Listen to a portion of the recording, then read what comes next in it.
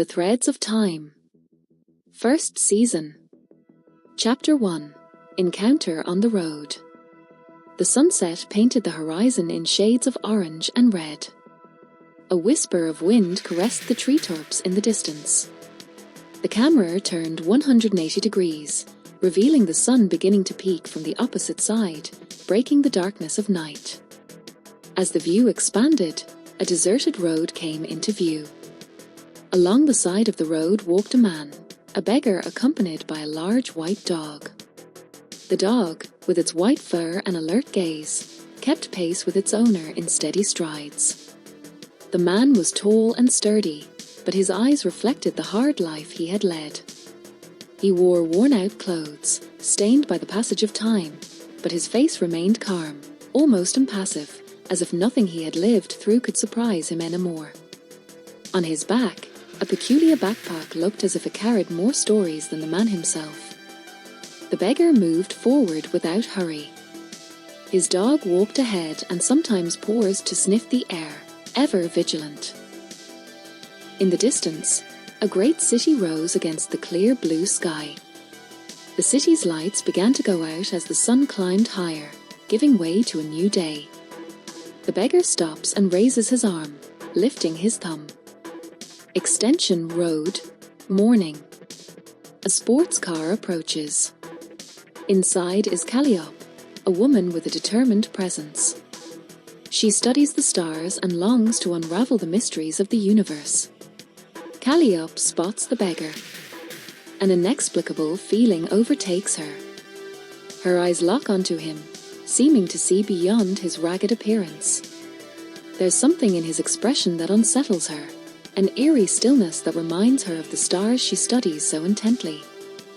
An infinite void, beyond her understanding. Her hand trembles slightly on the steering wheel, and for a moment, she hesitates. Her mind wrestles with the impulse rising in her body. Finally, as if no longer in control, she presses the brake and pauses before looking again at the beggar. He doesn't avert his gaze. At that moment, the dog, with intelligent eyes, sniffs the car and pees on the rear wheel, breaking the silence with a subtle sound. Caliop. Firm voice, almost sharp. Hey, tell your dog not to do that. The beggar smiles calmly. His eyes glint under the rising sun, as if he understands something she hasn't grasped yet. Beggar. Deep, steady voice. Might be too late for that. The man steps closer to the car. His presence seems to fill the space. His voice triggers a strange sensation in Caliop, something she can't quite place. For a moment, it feels like everything around her pauses. Beggar. So, may we come in, miss? Caliop looks at the door lock, her finger hovering over the control, hesitating for a second longer. Something inside her says not to, but she presses it anyway, almost without thinking. The beggar opens the back door with ease. His dog, a white Swiss shepherd, takes a few quiet steps inside and settles into the back seat. The beggar slides into the passenger seat, adjusting his peculiar leather backpack between his legs. His gaze follows. Caliop. Watching the scene through the rearview mirror, slightly puzzled. Starts driving slowly. The city begins to take shape before them, towering buildings, life buzzing all around. The beggar remains silent. The only sounds are the soft hum of the engine and the faint whisper of the wind. Caliop. Breaking the silence, a bit uneasy. My name's Caliop. What's yours? We're almost there. Do you want me to drop you off around here? The beggar glances at his dog, who lifts his head to meet his eyes. A subtle nod. The beggar smiles calmly, his white, perfect teeth at odds with his worn appearance. Beggar. Soft but steady voice.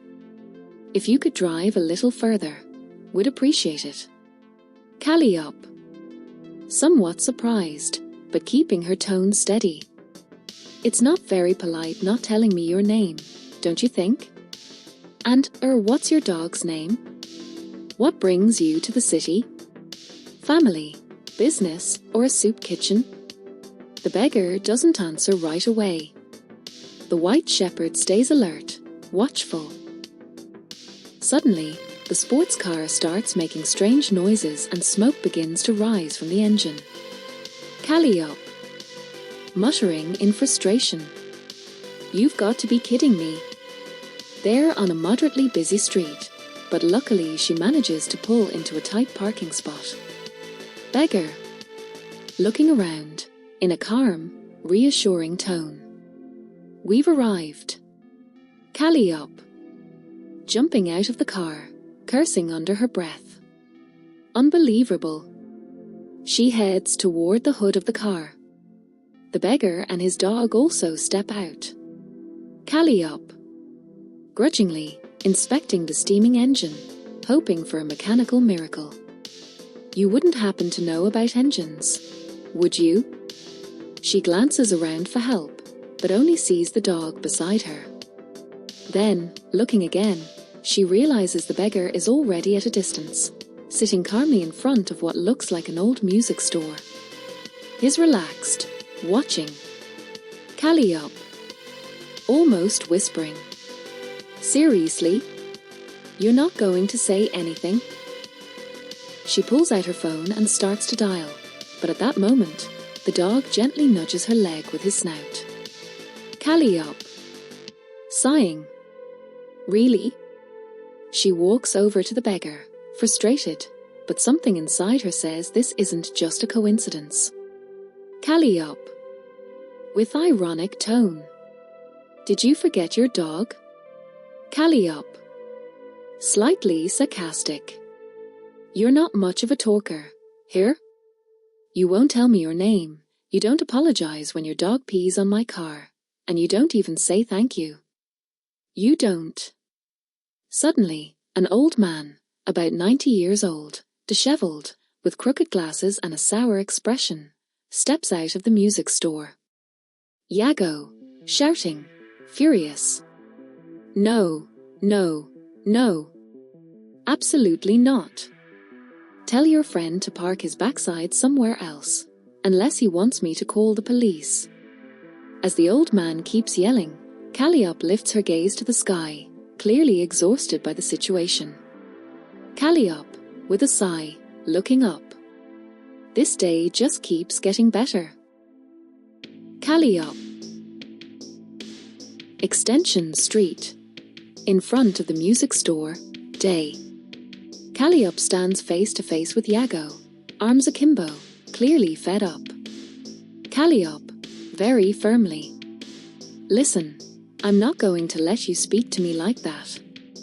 In fact, you should calm down, for your own good." "I don't think." Iago, grumbling, defiant. "My own good? You'd better get your friend out of here before I kick you both out myself, or worse." Caliop, incredibly calm, but with restrained anger. "First of all, what makes you think that?" Suddenly, the shop bell rings as the door swings open. Both turn toward the sound. Int. Music store. The beggar walks in with his dog, who wags its tail happily. Both stroll deeper into the shop as the dog glances cheerfully at Iago. Iago, shouting, cursing as he walks away. "Damned bastard."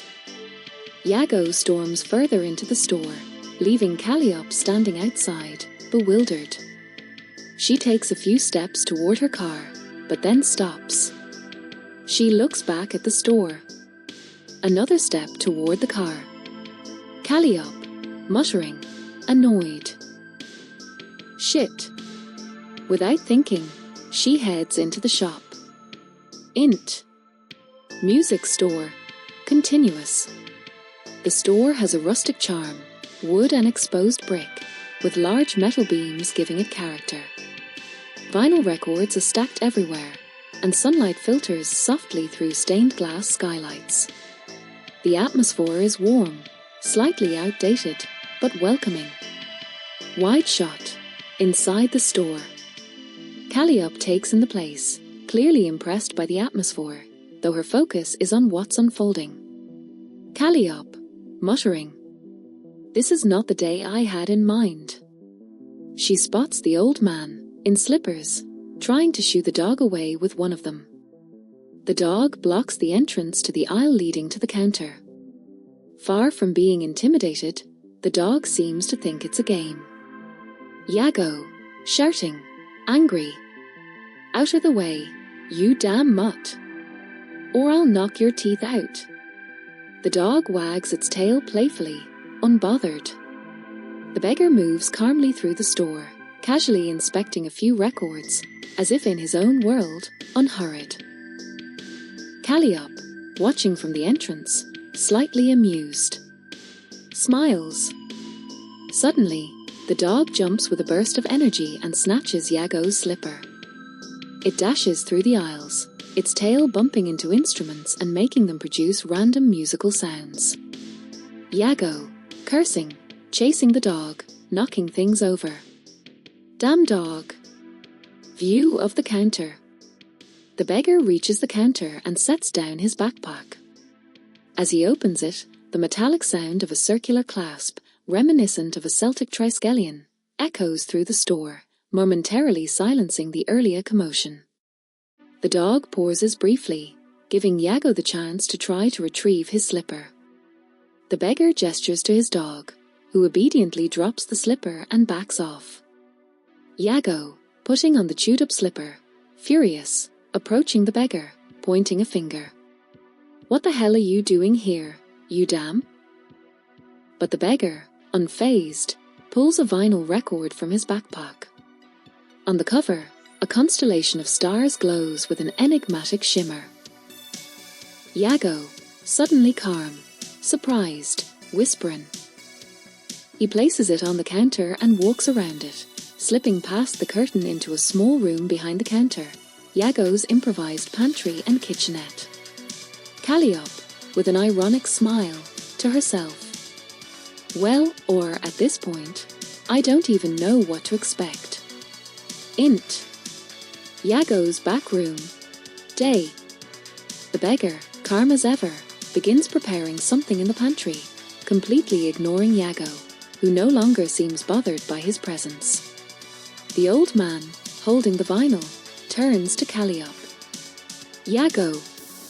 Miss, would you be so kind as to hold this for a moment?" Caliop, entranced, takes the vinyl and examines the constellation-covered sleeve closely. Iago disappears into the back aisles, rattling pots and pans as he searches for something. The beggar emerges from the small room with 2 plates of food. He sets one down for Dagmar, his dog, and settles into Iago's oversized armchair, his frame sinking deep into it. He begins to eat, watching Caliop. Caliop's phone rings. Without even looking at the caller ID, she hangs up and slips it back into her pocket. Caliop, to the beggar. "This doesn't make sense. It looks like it, but it can't be." Iago returns with an old gramophone. He sets it on the counter and extends his hand toward Caliop. "Iago. My name is Iago. A pleasure, miss." Caliop, surprised, takes his hand and shakes it. "Caliop. Caliop. Iago. The pleasure is mine. Mendigo. Iago, where do you keep the black pepper?" Iago, as he prepares the gramophone, points toward the small back room. "Iago. Second shelf, behind the bag of dates, next to the oregano." Caliop, amused, can't help but smile at how natural and familiar their interaction seems. "Iago. Would you hand me the vinyl, please?" Iago, visibly nervous, carefully removes the vinyl from its sleeve and sets the sleeve down beside the parchment on the counter. With trembling hands, he places the record on the gramophone, its body adorned with mother-of-pearl inlays, oak casing, and a golden crank. Very slowly, Iago places the vinyl on the turntable, winds the crank, and looks at Caliop. "Iago, here we go." He gently lowers the tone arm onto the record. The silence is broken by the subtle scratch of the needle beginning its journey. The light in the room dims, as if being absorbed through the stained glass skylights above. The shop seems to tremble slightly, and Caliop takes a step back. From the gramophone, a voice emerges, first in an unknown language, then shifting, adapting, until it becomes fully intelligible. A man, ethereal, enveloping voice. "Welcome, travelers.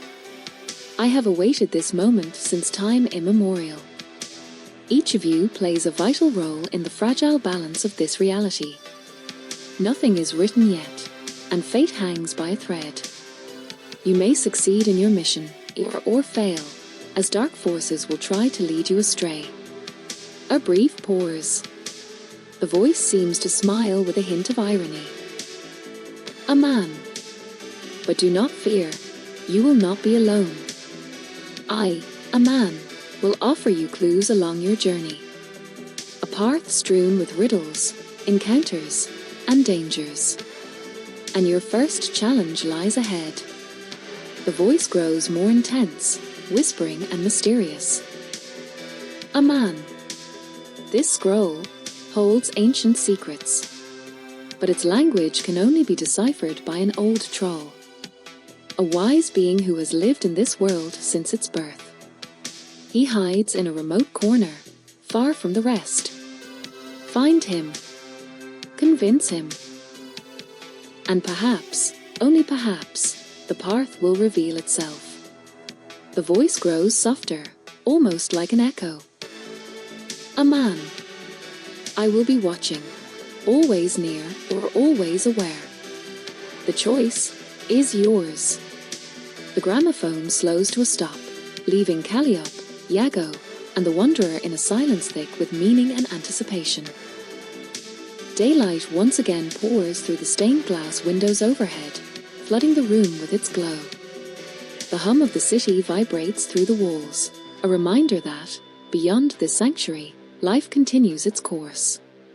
Caliop stands still, transfixed, as if the words from the gramophone still echo in her mind. Her face reflects a mix of disbelief and wonder. As her fingers reach for the scroll on the counter, brushing its edges gently, as if afraid to tear its fragile existence. The city's noise fades into the background, a distant murmur dissolving in the stillness of the shop. Iago, a satisfied smile spreading across his face, gently lifts the vinyl from the gramophone with reverent care. His expression carries an almost childlike gleam of joy as he carefully slides it back into its sleeve, as if handling a precious treasure. The wanderer rises slowly, his heavy backpack swaying on his shoulders. He leans down to pet his dog, Dagmar, who remains still as a statue, eyes fixed attentively on his every move. Then, almost automatically, he gathers the vinyl and the scroll, tucking them back into his backpack. Crossing his arms, he watches Caliop and Iago with a gaze that hovers between curiosity and distance. From across the room, Dagmar lets out a low growl, soft, but sharp enough to suggest he senses something. Iago walks toward the shop's entrance with slow, deliberate steps. With a motion that feels almost ceremonial, he turns the key and locks the door. The click of the lock echoes through the room, like a final sentence cast upon the world outside. Iago, in a deep, almost dreamlike voice. "I've spent my whole life searching for this record. I've dreamed of it since I was a child. I knew I rear." Iago turns to Caliop, his eyes shining with a rare intensity. He moves toward the counter and settles into his armchair, as if the weight of his entire life had led him to this moment. Iago, distant, as if remembering. "In my dreams, that very same voice, it told me things. Sometimes, it even brought me Well, let's say, luck. Caliop watches him intently, her gaze shifting to the wanderer. The man, noticing her stare, replies with a subtle, evasive smile. Caliop steps toward him, her eyes challenging the calmness of the man with the backpack. Caliop, defiant. "All right, Mr. No Name, where did you get that record?" "Porsies. It wasn't just a coincidence you got into my car, was it?" "More intense. And what's this about of finding a troll?" "I think it's time you started answering a few questions." The wanderer holds her gaze, then simply shrugs, as if the answer were far too obvious to bother speaking aloud. Suddenly, Dagmar lets out a low growl, eyes fixed on the door, as if something were about to happen. His gaze gleams with an almost supernatural instinct. Iago, who had been silently watching, abruptly stands up. His face hardens as he glances at the security monitor. His eyes widen for a moment, as if a shadow crossed his mind. Iago, whispering, worried. "This doesn't look good. I think I know who they are." A tense pause. "And if I'm right. With a speed he hadn't shown before, Iago pulls a set of keys from his robe and tosses them toward the wanderer. The metallic clink of the keys cuts through the air, marking the end of the calm. Builds around her. She looks at the security monitor once more. On the screen, she sees for figures approaching, for shadows in the distance. Among them, she can make out a woman and 3 men, all dressed in suits and wearing dark sunglasses. Caliop, tense, staring at Iago. "What's going on, Iago? Is it the police? And why aren't you going too?" Iago, eyes locked on the monitor, seems to have made a decision. His lips curl into a half-smile, but there's no joy in it, only deep exhaustion. Iago, in a somber voice. "Everyone has a purpose, Caliop. Maybe we'll fulfill it, or maybe we won't."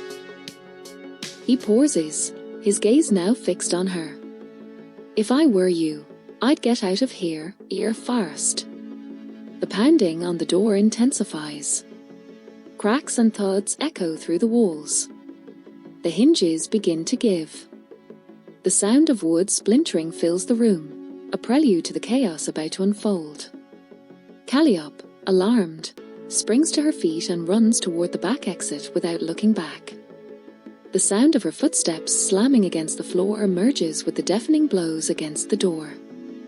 Iago, still behind the counter, swiftly manipulates something out of sight.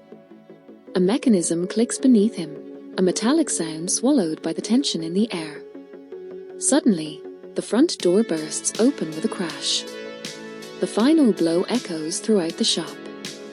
The small bell above the entrance falls to the floor, its faint chime, the last remnant of calm. The 4 intruders step in with firm purpose. 2 of them, broad-shouldered men, begin to search the store. The third, face hidden behind a dark mask, remains near the door, watching.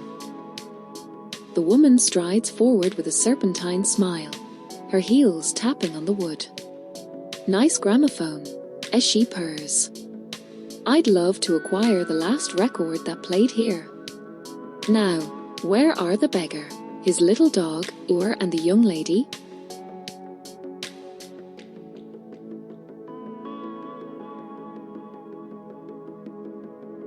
Iago. The shop is closed. One of the men tried to move around the counter, but Iago, with surprising agility, pulled out an old shotgun and fired. The blast sent the intruder flying several meters back, crashing into a display of musical instruments. The woman flinched, startled, but swiftly dodged the second shot, which struck another suited man squarely in the chest. As Iago turned to find her again, she was already gone. A creak behind him made him spin and fire, but the last man, whose skin resembled black stone, didn't even flinch. Iago tried to reload, but the intruder was already on him, grabbing the shotgun and forcing the barrel upward. A misfire shattered one of the stained glass skylights, and shards of glass rained down like falling stars. The Egyptian had leapt onto Iago's shoulder, whispering something inaudible into his ear. Iago stood frozen, beads of sweat forming on his brow. The woman emerged from the shadows, her eyes gleaming with satisfaction. "Now I see it. I see your secrets," as she said softly. Iago, exhausted, murmured, "It'll all be over soon." Without warning, he bit the cat's ear and tore off a piece, triggering a furious scream from the woman. But Iago no longer had the strength. He collapsed to his knees as the man in the black suit picked up an old guitar. "Man in black, did you see it?" "Woman, enough." Iago, with a faint smile, he always wanted to make a final note.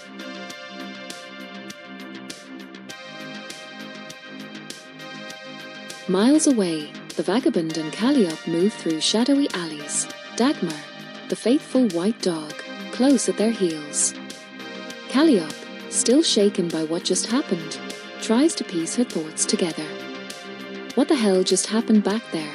she asks, her voice laced with fear and frustration. The vagabond, who until now has remained silent, finally speaks. "It was a doorway. A vibration. The key to something that was never meant to be found." Dagmar lets out a low growl, as if he too understands the weight of his master's words. Midday sun through clouds casts pale glints over the damp alley. Caliop, her expression resolute, tightens her jacket and locks eyes with the vagabond. Caliop, firm, in a hushed tone. "I know exactly where we need to go." Her boots crunch over the cobblestones as a cold breeze tugs at loose strands of her hair. Extension outside the bar, a few streets ahead. The flickering neon bathes their faces in a reddish glow. The vagabond, with his unkempt beard and eyes bright with curiosity, lets out a short laugh. Vagabond, smirking. "A bar. I expected nothing less." Caliop arches an eyebrow and walks forward without answering. Dagmar, ears alert, receives a quick pat. Vagabond, murmuring to the dog, "Be good, my friend." Int. Bar, modern, lively atmosphere. Soft electronic music fills the space, blending with murmured conversations and the clinking of glasses. Caliop leans on the bar, her finger tapping impatiently. Bartender, smiling, professional. "What can I get you?" Caliop. "Something strong." "Surprise me." The vagabond slides in beside her, gesturing silently for the same. Caliop's eyes glint with curiosity. "Caliop. Your name?" Vagabond shrugs. "Doesn't matter." Caliop, with sarcasm. "Fine. Max, then." Max, smiling. Max, sounds like a pet's name. A charged silence settles between them as the drinks arrive. Caliop, sighs. "I don't like you. What have you dragged me into?" Max, "No one's forcing you to come." Caliop, murmuring, "But I can't ignore it." Max, "What did you see on the record sleeve?" Caliop, looking into her glass. "A constellation. The farthest one I know." Max, nodding. "Then we're going to need help. From a troll." Caliop, laughs sarcastically. "Great. What's next?" Mermaids?